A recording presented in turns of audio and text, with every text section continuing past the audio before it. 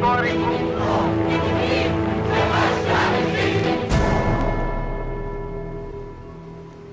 Bem-vindo para a segunda parte deste Liberdade 40 anos, a designação que a RTP Madeira escolheu e a forma como a RTP Madeira escolheu para assinalar estes 40 anos do 25 de Abril. Este é o primeiro segmento de um conjunto de segmentos desta emissão especial deste dia histórico. Há 40 anos caía a ditadura do Estado Novo e estamos aqui nos jardins do Palácio de São Lourenço, como disse no início do programa também, um edifício histórico por onde passaram alguns acontecimentos logo após o 25 de Abril, mas que sempre foi uma sede de poder aqui na Madeira. Nesse dia 25 de Abril, o epicentro da mudança de regime era Lisboa, nomeadamente a zona dos ministérios junto ao Terreiro do Paço e, sobretudo, o Quartel do Carmo, onde se refugiou mais tarde Marcelo Caetano, então Presidente do Conselho de Ministros, cargo equivalente ao que hoje seria o Primeiro-Ministro, e depois mais tarde acabaria por render-se a uma coluna militar comandada por Salgueiro Maia, um dos mais emblemáticos capitães de Abril, e sob cujas ordens, nesse dia, serviam os dois convidados que tenho aqui. Eram furriês, se a memória não me atraiçoa, António Gonçalves e Henrique Silva. Muito obrigado por terem aceitado o convite para estar aqui hoje connosco. Portanto, os senhores não foram capitães de Abril, foram furriês de Abril, viveram aquele dia por dentro. Como é que tudo isso começa? Portanto, nós temos uma ideia que é um pouco passada pelas histórias que se contam de que portanto, o capitão Salgueiro Maia chama, enfim, as forças à parada e faz um discurso motivador. Isso foi mesmo assim? O que é que foi realmente que se passou? Eu não estou de acordo a 100% do que está a dizer. Por isso é que lhe estou a perguntar. Portanto, o que se passou? Portanto, há uma preparação para esse dia, não aparece por acaso.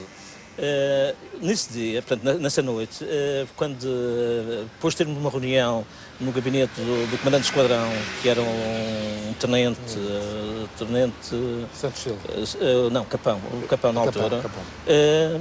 E que preparou, portanto, disse-nos o que era, para que é que íamos fazer a Lisboa. Isso nessa noite? Nessa noite. E cada um dos senhores tinha a responsabilidade de uma viatura, uma viatura blindada, ajudem-nos a perceber, não é? Eu e aqui o António tínhamos o mesmo tipo de viaturas, são duas EBRs, que são carros de combate ligeiros, e que estávamos, pronto, ao lado um do outro para, enfim, enfrentar aquilo que fosse preciso. Ou, na altura, os nossos, portanto, inimigo, entre aspas, de cavalaria seta, apoiam o regime, e uma fragata que apareceu no texto. Já lá vamos chegar. Portanto, tudo começa com essa reunião preparatória. Eu queria só um pormenor aqui que eu acho que foi verdadeiro e que tem a sua corte de importância. Foi quando nós acordámos os soldados, portanto, o oficial leu parte do movimento das Forças Armadas. E aquilo pouco ou nada dizia. O soldado que é acordado e Forrel, mas o que é isto? Portanto, vocês acordaram os soldados. Exatamente, e formaram na parada? Não, mas primeiro na própria caserna, na caserna. E fui dito, os filhos transmitidos, vamos a Lisboa, derrubar o governo e vamos acabar com o ultramar. Foi a primeira desejo que nós tínhamos, era o ultramar.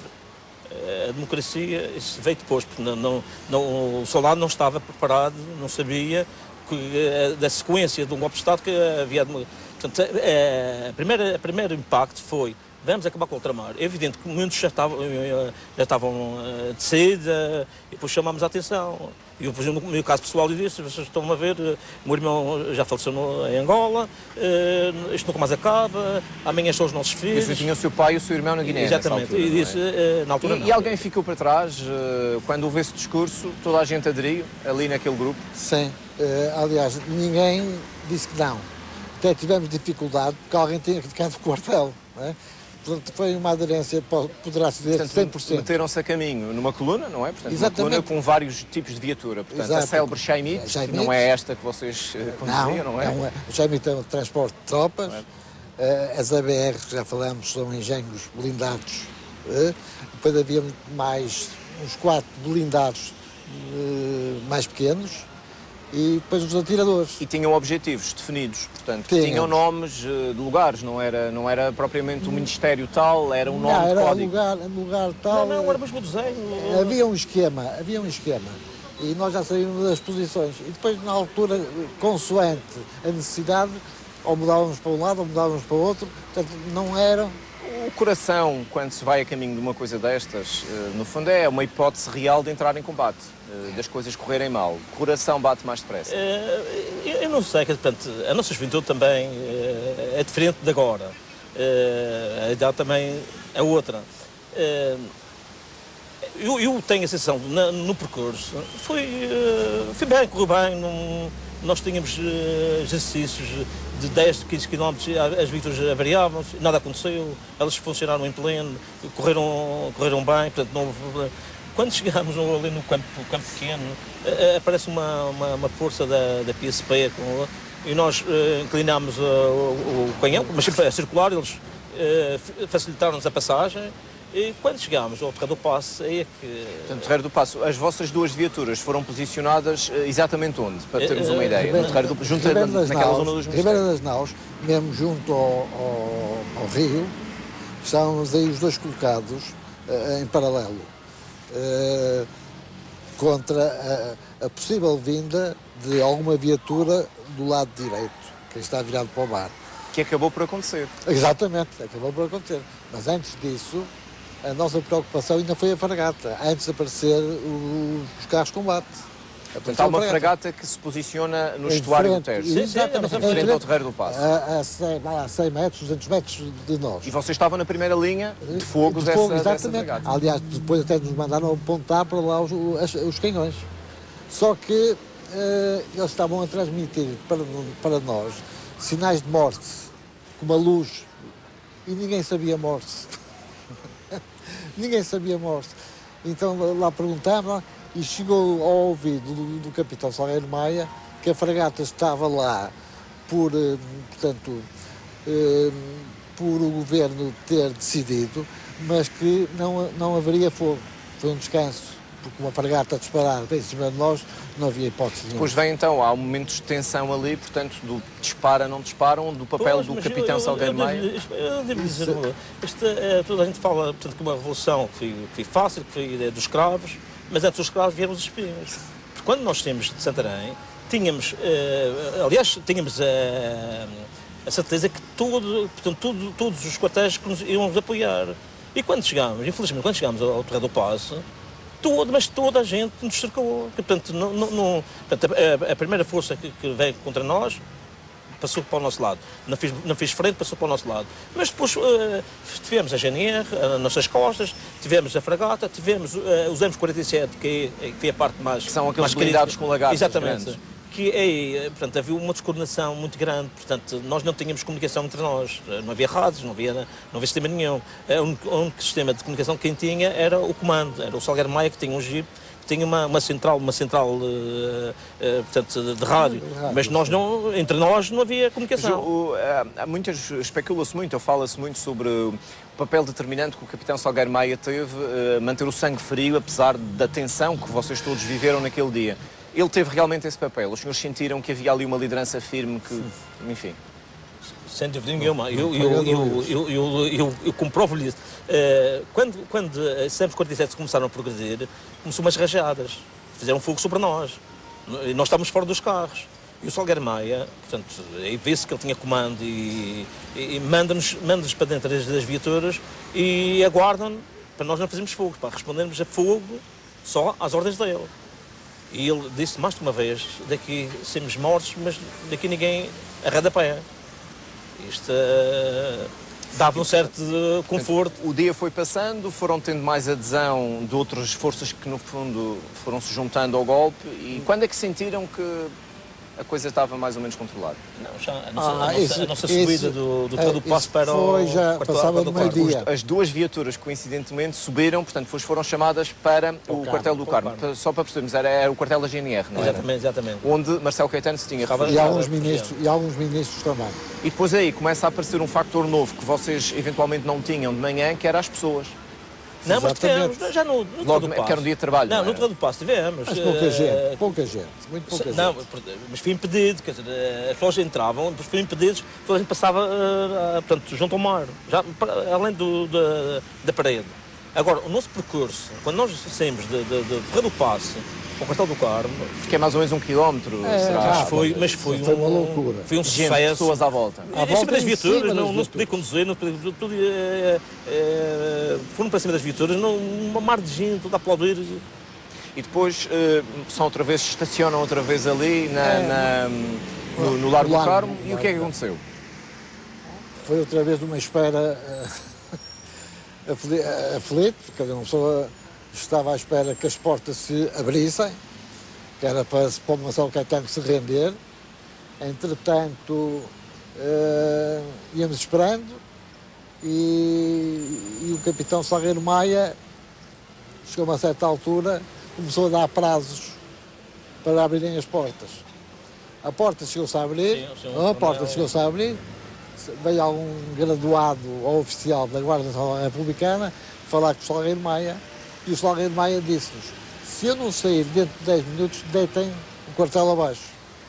Portanto, ele entrou à vontade e disse: se dentro de 10 minutos eu não sair, arrasem o quartel. Aí está-se a ver como é que um homem com 29 anos, que era o mais velho de todos, o resto da faixa etária andava pelos 22, 23 anos. Que era a vossa idade, Eu tinha 22, também tinha 22. O mais velho era o capitão Salgueiro, 29 anos. Éramos todos muito, muito novos. E tinham um arsenal na mão, porque estamos a falar de... foram armados, carregados, prontos para a guerra. Exatamente, exatamente. Mas mesmo no Quartel do Carmo, também fomos cercados. Também fomos cercados para a GNR também tentou-nos cercar, só que o diálogo lá com o capitão Salgueiro Maia sempre foi sempre adiante. Portanto, se havia um momento, se havia ali um disparo, as coisas complicavam. E como é que depois, que papel, eu sei que tiveram um papel depois, não sei se foi só o António Gonçalves que teve ou se ambos tiveram, que foi um papel precisamente naquele momento em que o professor Marcelo Caetano se rende e depois vai para a Chaimite para ser transportado, desempenhou um papel. Eu estava na minha viatura, foi a minha viatura que forçou a entrada o portão não abria. E nós tentámos com o canhão abrir com o canhão da coisa. E aí foi um risco que não foi medido na altura, as proteções foram... Porque nós tínhamos a granada na câmara, portanto estava pronta para o disparo. E o canhão, ao fazer o recuo, podia acionar a granada e acabavam por fazer o que não queriam fazer. Exatamente. Felizmente, o canhão não resvalava e o próprio carro é que bateu. E nessa altura, sentiam que, portanto, até que ponto é que a presença de todas aquelas pessoas aumentam a pressão sobre os militares que estavam lá? Sim. Porque estava cheio de gente, as imagens mostram muita isso gente, aí. muita gente, e deram-nos um grande apoio.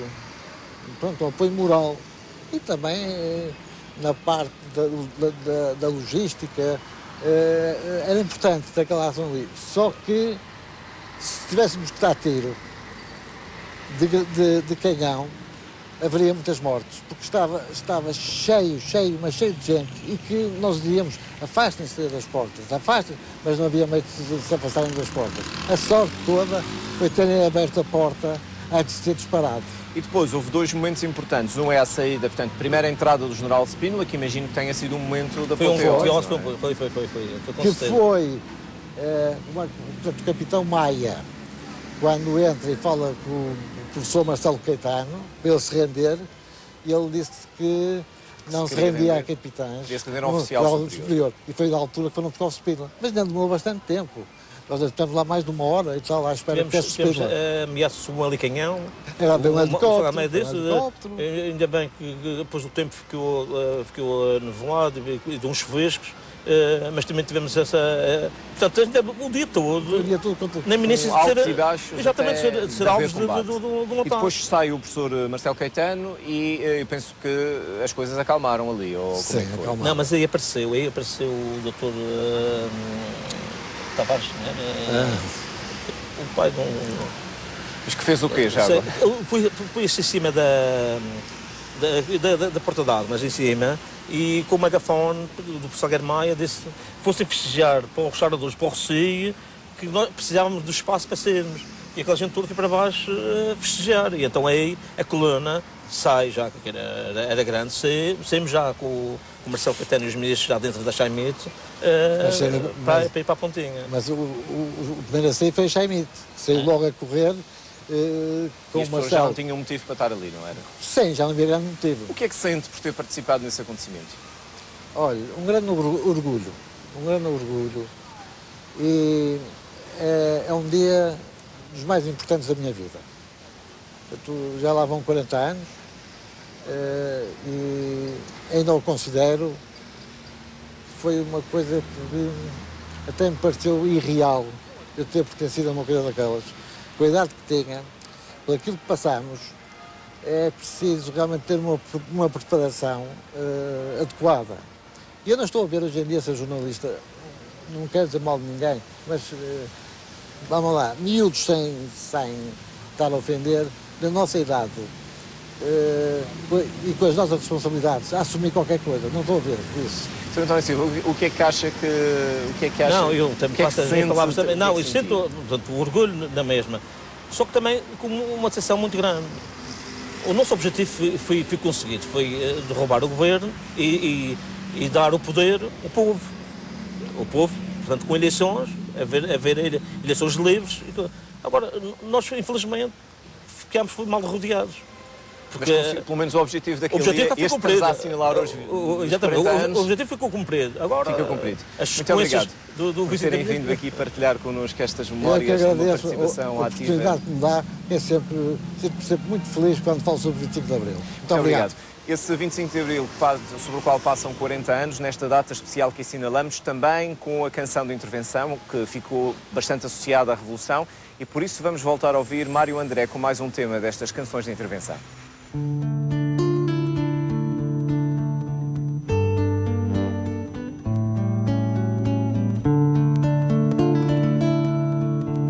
Dorme, meu menino, a estrela d'alva.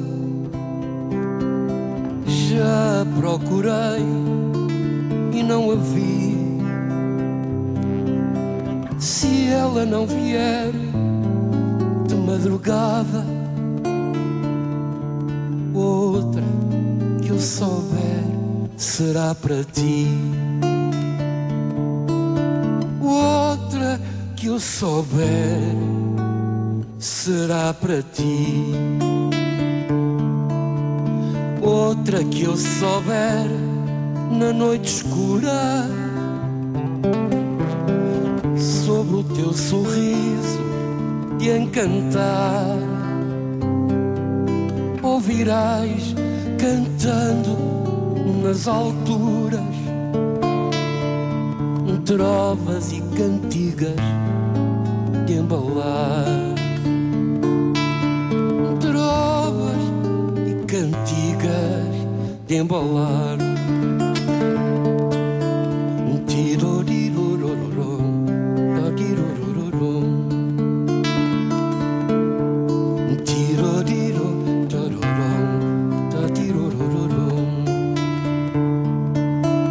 Trovas e cantigas muito belas, afina a garganta, meu cantor. Quando a luz se apaga nas janelas, perde, estrela d'alva, o seu fulgor. A estrela d'alva, o seu fulgor. Tiroriro, tororó, tororó. Tiroriro, tororó, tororó. Perde a estrela d'alva, pequenina. Se outra não vier para render, dorme, que ainda à noite é uma menina. Deixa-me também adormecer. Deixa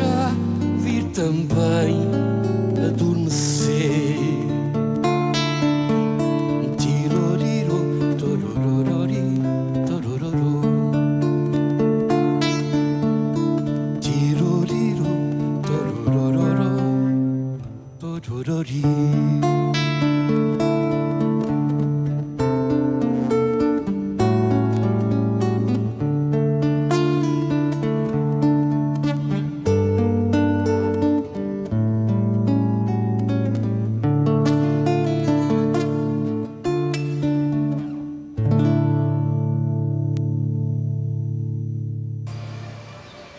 A canção de intervenção que nos acompanha nesta emissão especial, neste programa Liberdade 40 anos. Temos agora um outro convidado, sindicalista de sempre, participante desde os primeiros momentos nas manifestações que sucederam o 25 de Abril, em particular no 1º de Maio, que foi o verdadeiro festejo do 25 de Abril aqui na Madeira. Diamantino Alturas, bem-vindo a este programa especial. Começo precisamente por este espaço onde estamos. Estamos nos Jardins do Palácio de São Lourenço, onde antes, durante, depois do 25 de Abril, sempre foi uma sede de poder, como eu já disse várias vezes, e onde o senhor veio várias vezes em protesto, não foi? Em primeiro lugar, obrigado pelo convite. É evidente que este sítio aqui é um sítio, digamos que memorável para as lutas pós-25 de Abril.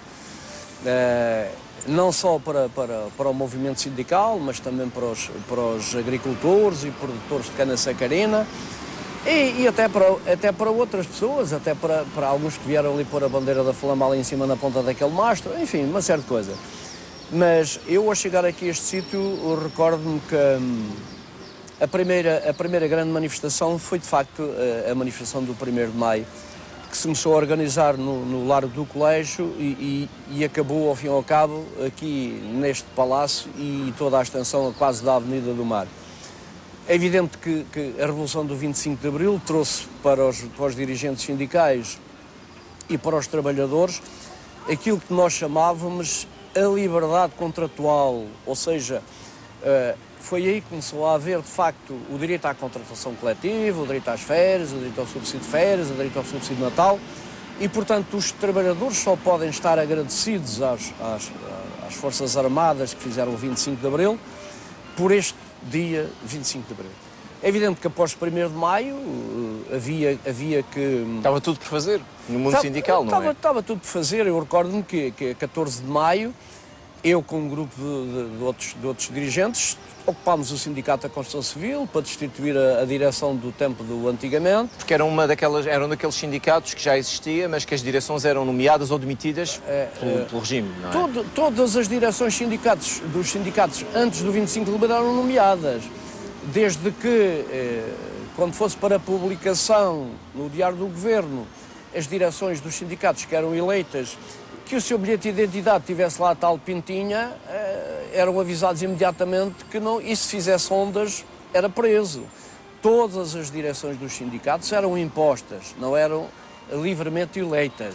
Só era eleita aqueles que se portavam bem, se eram menos bem comportados. Pós 25 de Abril deixou de ser assim. E a prova é que nós, ao tomarmos o Sindicato da Construção Civil e a termos eleito uma direção numa Assembleia Geral que se realizou na altura no Ateneu, no outro dia, e viemos apresentar aqui ao Governador Civil na altura, o Dr. Rebelo, Fernando Rebelo, aquilo que tínhamos feito, e no outro dia fomos chamados ao delegado do Ministério Público que havia das corporações que havia aí, que era que representava o delegado do trabalho, digamos assim, e vocês não podem fazer isso e vão lá repor tudo como estava, porque eu posso prendê-los. É claro que nós começámos a rir à gargalhada, outra coisa não podia ser, e dissemos não, nós não temos satisfações a dar-vos, até amanhã se quiser, saímos porta fora e acabou. E continuaram. Entretanto, o que se nota que havia na altura era uma certa solidariedade sindical. Aliás, o Diamantino Alturas falou na luta dos trabalhadores da cana-sacarina, dos agricultores, aqui nesta mesma Avenida Zarco, onde também o Sindicato da Construção Civil, que é o seu, participaram, portanto, por solidariedade com os outros sindicatos. Eu desculpe-me dizer isto, mas o Sindicato da Construção Civil praticamente era considerado um exército de armado. Quando era preciso ir em defesa dos outros trabalhadores de outros sindicatos, dos bordados, da hotelaria, dos agricultores, nós mobilizávamos e estávamos ali. Quando foi preciso fazer uma grande manifestação a desafiar as Forças Armadas e a desafiar a polícia, nós desafiámos e cercámos este palácio, sem medo nenhum.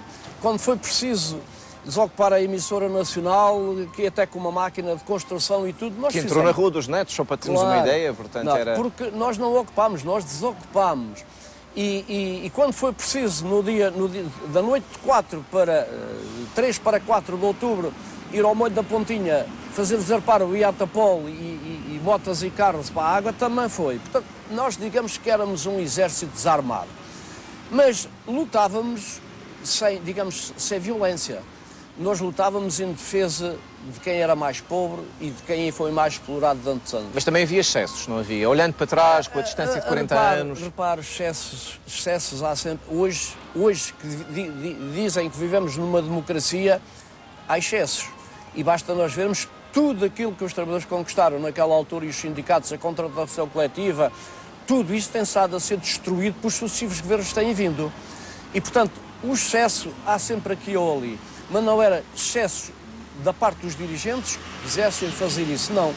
Porque quando nós negociamos contratos coletivos de trabalho livremente entre os parceiros sociais e depois o governo vem retirar esses mesmos direitos que foram negociados entre os parceiros sociais, acho que isso é que é um excesso e acho que isso é que é uma violência. Mas, por exemplo, naquela altura, falando de salários, não havia salário mínimo, passou a haver, não é? Não, o salário mínimo veio em 1970 pela mão do governo provisório na altura, então do Partido Comunista Português. Porque há muita gente que tem a ideia de dizer assim, o Partido Comunista nunca lá esteve no governo. O Partido Comunista esteve no governo pós 25 de Abril.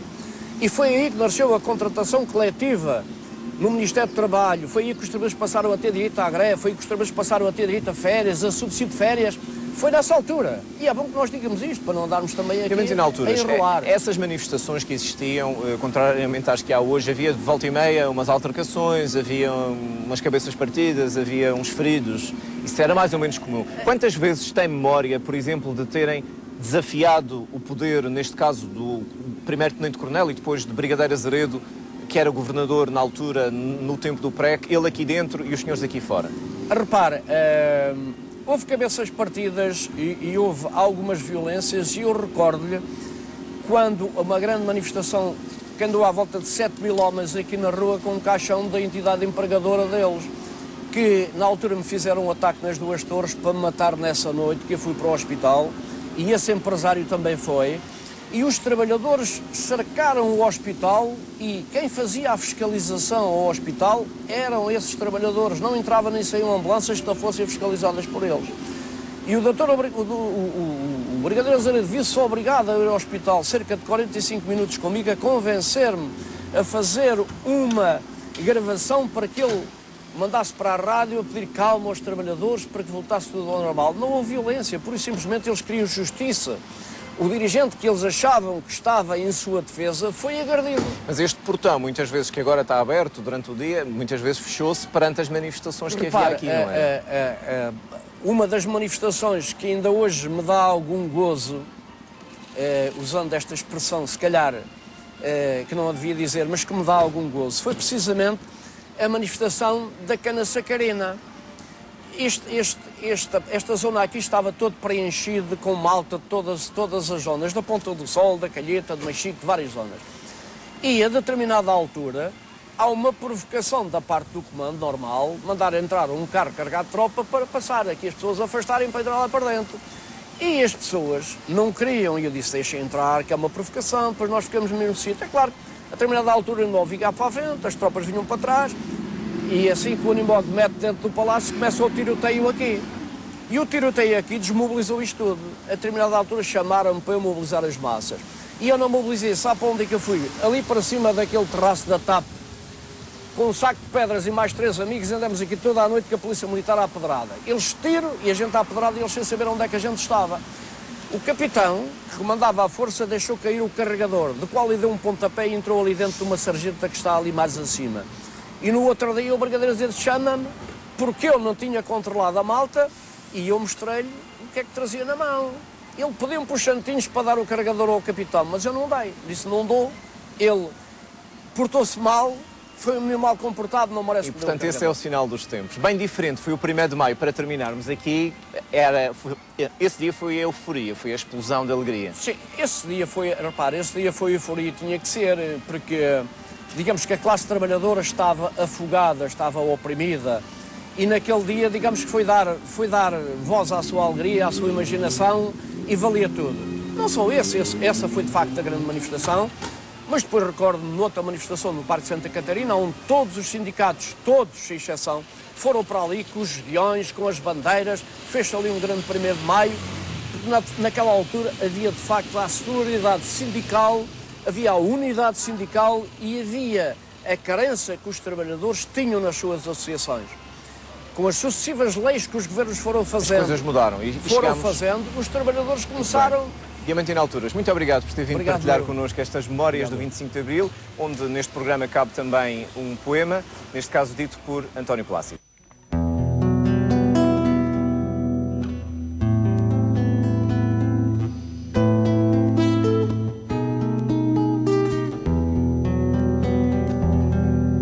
Era um abril de amigo.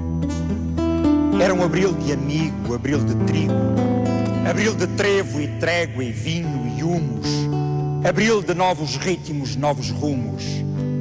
Era um abril comigo, abril contigo. Ainda só ardor sem ardil, abril sem adjetivo, abril de abril. Era um abril na praça, abril de massas. Era um abril na rua, abril a rodos, abril de sol que nasce para todos, abril de vinho e sonho em nossas taças. Era um abril de clava, abril em ato em 1974. Era um abril viril, abril tão bravo, abril de boca a abrir-se, abril de palavra, esse abril em que abril se libertava. Era um abril de clava, abril de cravo, abril de mão na mão e sem fantasmas. Sem fantasmas. Esse abril em que abril floriu nas armas era abril em 1974.